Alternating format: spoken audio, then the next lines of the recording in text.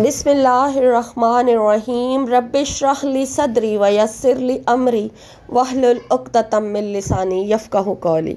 अस्सलामु अलैकुम व रहमतुल्लाहि व बरकातुहू। मैं अपने चैनल वज़ीफ़ा इन उर्दू में आप सबको खुश आमदीद कहती हूँ।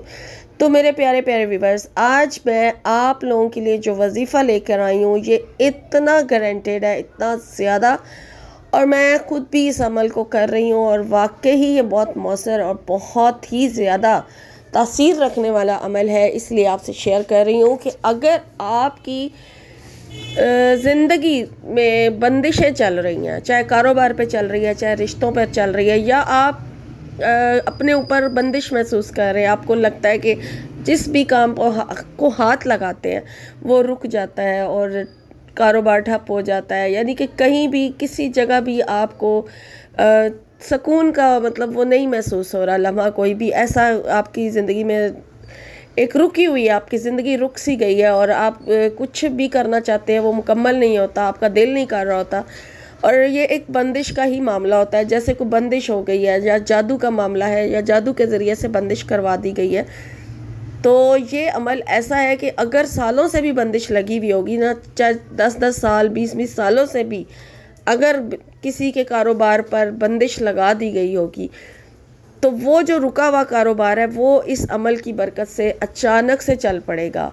या कोई भी काम, जिस भी काम के ऊपर बंदिश है, जादू का मामला है या रुका हुआ है, वो इस अमल की बरकत से होने चल पड़ेगा। और अगर आपके रिस्क में बरकत नहीं है तो वो भी हो जाएगी, और आपकी कोई हाजत है जो आप इतने अरसे से अल्लाह से मांग रहे हैं लेकिन वो पूरी नहीं हो रही है, ये अमल करके देखें, इंशाअल्लाह ताला इस अमल की बरकत से वो हाजत भी पूरी हो जाएगी। आमीन। मेरी दुआ है कि अल्लाह ताला आपको ये अमल करने की तौफीक भी दे जो मैं आपसे शेयर कर रही हूँ, और इस अमल की बरकत जिस हाजत के लिए भी आप जिस मकसद के लिए भी इस अमल को करें, वो आपकी हाजत, वो आपका मकसद जायज़, यानी कि जो मकसद हो वो ज़रूर पूरा हो। आमीन। तो वज़ीफ़ा का तरीका नोट कर लें और सही तरीके से समझ लीजिए कि इसको कैसे करना है।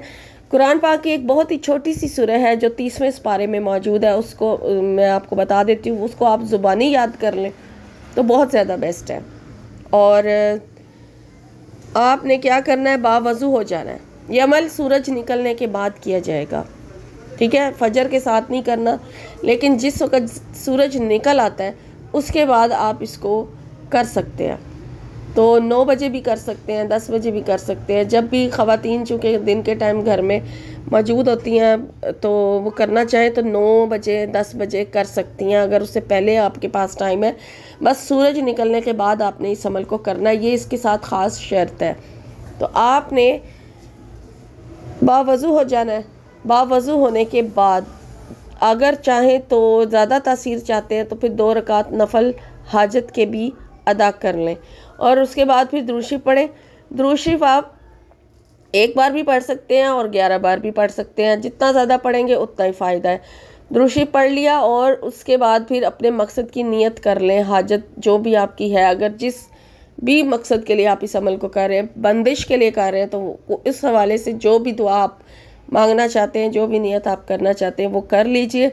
उसके बाद आपने बिस्मिल्लाहिर्रहमानिर्रहीम के साथ सूरह वद्दुहा जो है वो शुरू करनी है, ठीक है। अब आपने जब सूरह वद्दुहा शुरू करनी है, पहली बार आप पढ़ रहे हैं, तो जब आप इसकी इस आयत पर पहुँचे, वला सौफ़ा युअतीका रब्बुका वतर्ज़ा, ये आयत आपने 11 बार रिपीट कर लेती है, ठीक है। इस आयत को 11 बार आपने इसकी रिपीट करना है, इसका वेद करना है, और यहाँ पर अपने मकसद की दुआ भी करनी है, और फिर आगे अपनी सूरह जो है वो कंप्लीट कर लेनी है। और फिर जब सूरह कंप्लीट हो जाए फिर दोबारा बिस्मिल्लाह के साथ इस सूरह को शुरू करें, और फिर इसी तरह से जब इस आयत पर पहुँचे तो इस आयत को 11 बार दोहरा लें, और 11 मरतबा ही आपने इस सूरह को पढ़ना है, और हर बार बिस्मिल्लाहिर्रहमानिर्रहीम के साथ पढ़ना है। और ये जो आयत मैंने जिसकी तलावत की है, बताया है आपको, इस आयत को आपने 11 मरतबा पढ़ना है, और इस तरह से 11 मरतबा आपने ये सूरह कंप्लीट कर लेनी है। उसके बाद फिर अपने मकसद की दुआ करनी है, अपने मकसद की सही तरीके से दुआ मांगे अपने रब से, और फिर उसके बाद 11 मरतबा, अगर शुरू में 11 बार पढ़ा, जितनी बार शुरू में दुरूद शरीफ पढ़ा उतनी बार आपने लास्ट पर दुरूद शरीफ पढ़ लेना है, और फिर आमीन कह के चेहरे पे हाथ फेर लें, आपका ये अमल पूरा हो गया।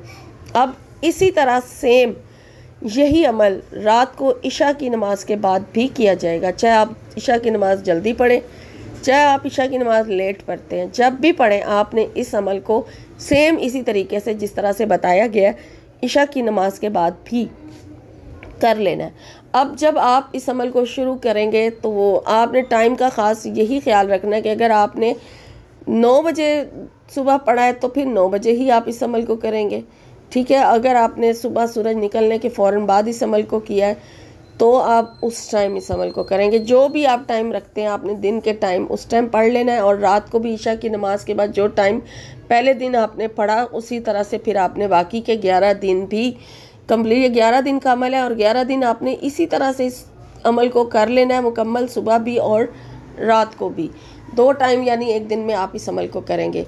अब जब 11 दिन आपके मुकम्मल हो गए और आपको इससे जितना भी फ़ायदा पहुंच रहा है आपको पहुंचेगा, इंशाल्लाह लाजमी पहुंचेगा, ऐसा तो हो ही नहीं सकता कि फ़ायदा ना पहुंचे।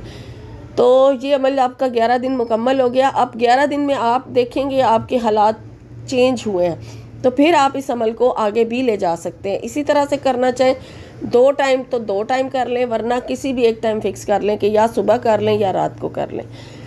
तो आगे आप इस अमल को अपनी ज़िंदगी का हिस्सा बना लें तो आपके मामलात अपने आप सुधरना शुरू हो जाएंगे, रास्ते बनना शुरू हो जाएंगे, रुकावटें हर काम पे से दूर होना शुरू हो जाएंगी, बंदिशें हटती चली जाएंगी। अगर आप इस अमल को मज़ीद आगे अपनी ज़िंदगी का हिस्सा बना लेते हैं तो कभी कोई रुकावट नहीं आएगी, हर काम आसानी तरीके से होता चला जाएगा। ये इतना बाबरकत अमल है जो आज आपसे शेयर किया है। आप सबको अपनी दुआओं में, सब तमाम उम्मत मुसलमान को अपनी दुआओं में याद रखें। वमा अलैना इल्लल बलागुल मुबीन।